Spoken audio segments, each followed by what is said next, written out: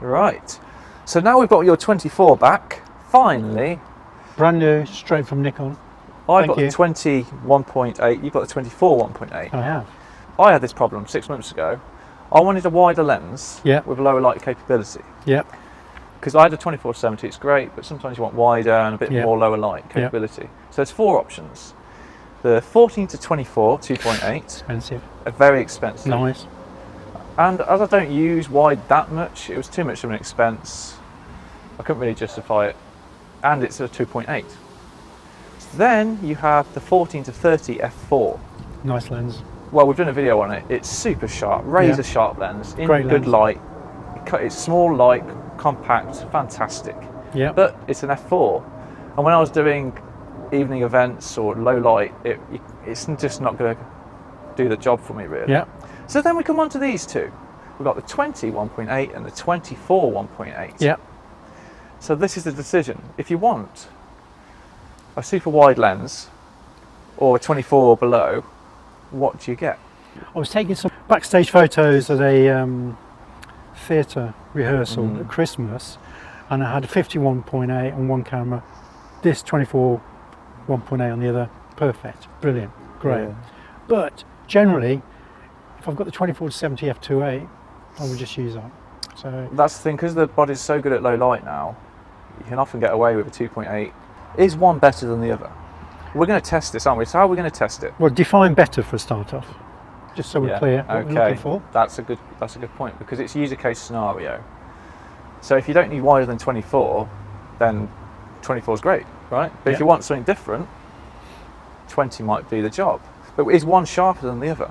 Because I've seen on reviews that the 20 is supposed to be dazzlingly sharper, Super wider, sharp, and in the centre. Yeah. We're going to test this. We're going to test the sharpness. We're also going to test in different scenarios which one's better suited to different scenarios, because there is a difference. Is it 20% wider? This? Well, 24 is 20% more arithmetically than 20. Right. So there we go. Assuming that follows on to focal length. Yeah. And yes, actually it's 20% wider than this, even though at that sort of level, the number 24 doesn't seem much different to 20. No. But it should be. Well, that's the thing. Does it wider. make a difference? Does it make a difference? Yeah. If we're both using it, if we're both taking the picture of the same thing, is there an actual difference? Does it matter which one you get? Or is the 14 to 30 that good that you'd be better off just getting that? Okay, so I'm jumping straight into centre sharpness test between the 20, which is always on the left, and the 24. So I'm jumping straight into 200% on both of these. And interestingly, the 24 seems to have some purple fringing. So for these tests, that both the lenses have a different nominal focal distance, so I moved them accordingly. Sharpness wise, at 200%, they look extremely similar. So now I'm jumping into 2.8. So at 2.8, they're both sharper obviously, and I would say at 200% the 20 is slightly sharper, and at f4 I think the differences are even smaller. So quickly comparing the 14 to 30, all the same settings at f4. So from this example, the 14 to 30 actually looks a cleaner image. It certainly has a different colour tone. Okay, so this is testing edge sharpness now in my studio conditions. Usually the edges are softer by lens manufacturers, so let's find out. Okay, so edge sharpness shows, again they are very similar. This is at 200%. They look slightly different images, but I wouldn't say one is sharper than the other. It's really hard to tell here.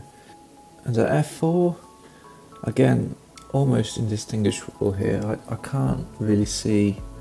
And comparing to the 14 to 30 at 20, same settings, I would actually say the 14 to 30 is a bit softer here on the edges. So here's a quick example of taking someone's portrait at minimal focal distance.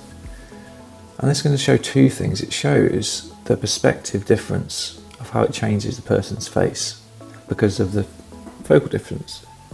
The 20 kind of pinches the middle a bit, whereas the 24 is more of a realistic perspective of how I look. And of course at 1.8 this also shows the depth of field you can achieve.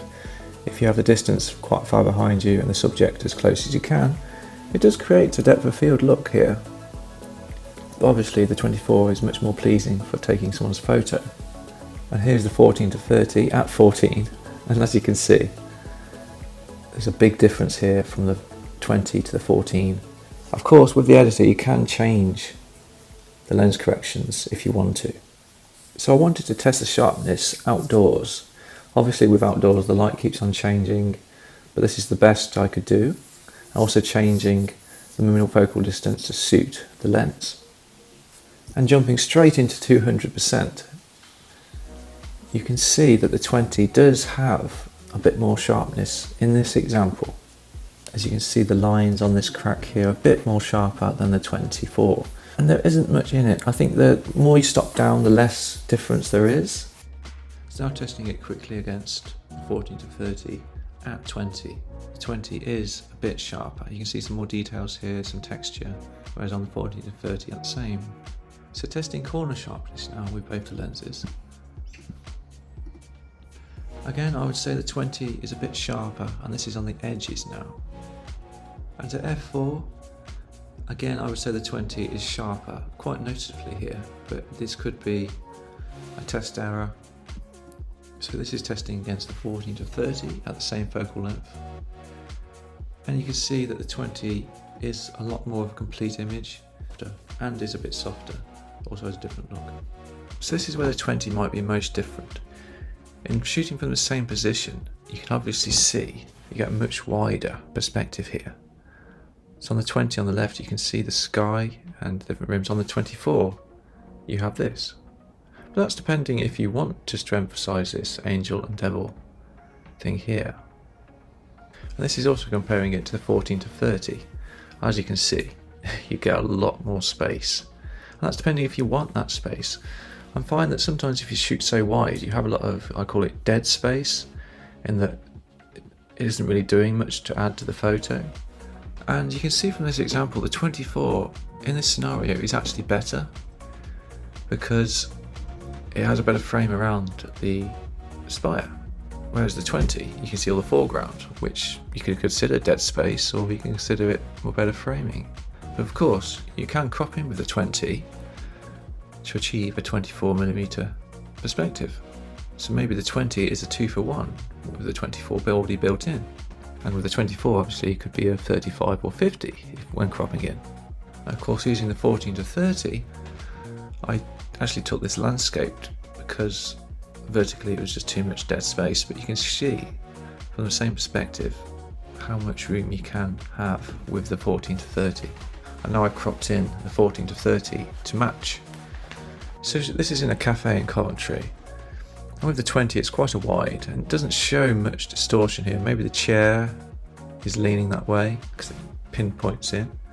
So this is the 14, and obviously this girl here, she's completely disformed here because of the angle of the wide angle lens all over the place. I'm not sure that's even recoverable, so you'd have to crop in anyway.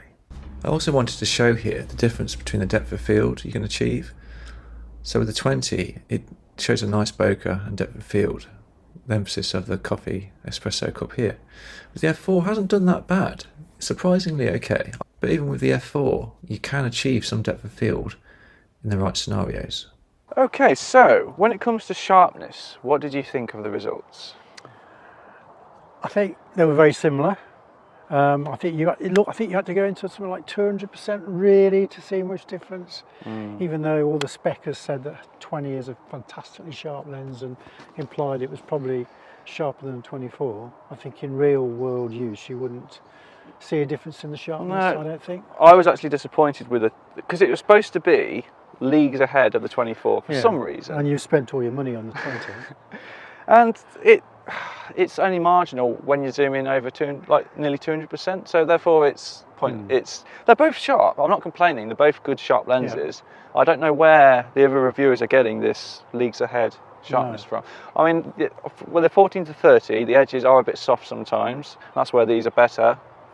But yeah, so sharpness-wise, they're all pretty much the same. If you have to go beyond 100% crop in, then Yeah. we're nitpicking really. For a user case scenario, I think this is where you're really going to choose one or the other. So for the 20, it has a noticeable, let's say, distortion. It is significantly wider than the 24, as we said in the intro, didn't we? Yeah. It's 20% wider. So, Yeah. and because of that, you are going to get more distortion. So. And that depends what you want to shoot. So if you're shooting people close up, it's going to make it more tricky. Not good. If you're doing landscape or you want that distortion, then this 20 is going to be help you out. Having said that, you can correct distortion in Lightroom, can't you? You can. Not always though if it's in the foreground, I've found. Right. I found it quite difficult. But again with the 24, because you don't get so much distortion, you can stitch landscape photos together. So there are advantages, slight disadvantages with the other them. But again, we're really impressed with the 14 to 30, aren't we, in daylight? That was the takeaway for me. I mean, we both got a 14 to 30, and I was just pleased to see how well it held up against these two primes. Yeah, it's now the bodies are so good at low light, because that's the other thing with these. They're 1.8s. So from the if you're comparing it to the 2.8, then in daylight, It's just a bit more than one stop better than a 2.8. If you're going to use that depth of field, at least I've shown in the video, even in that cafe, I had my coffee cup in focus in the background. It was a nice effect if you're going to use it. So basically, my breakdown is if you 14 to 24 is kind of a bit of all these lenses, but it's expensive. You got the 20 if you want something a bit wider and a bit different. 24 if you want a more traditional focal length without the distortion, and then the 14 to 30 for daylight is f4. It's It's small, light, compact. It's really good. Yeah. So very sharp. Okay, so if you didn't have any of these lenses, which one would you get? If I'd just get the 14 to 30, I think. Yeah. But what about these two? I would probably go for the 20 just because it is that bit wider and it's not in the range of the other of the zooms I've got, etc. Bought the 14 to 30 Yeah. for that ultra wide. I love it. Smaller, compact, but I needed lower light situations because when I do venues and event photography, I can't use flash. I needed a 1.8, and this fits the bill perfectly. But yeah, so I've got these two lenses, the 14 to 30 and this one, instead of getting the 14 to 24 2.8. Yeah. Because that's actually more expensive than buying these two lenses put together. Yeah. So does either of these two lenses get your stamp of approval?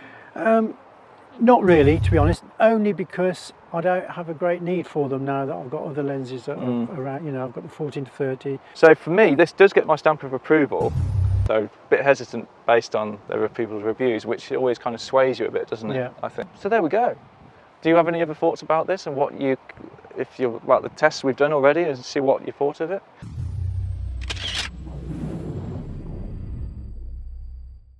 I hope you enjoyed it. I hope it's been helpful.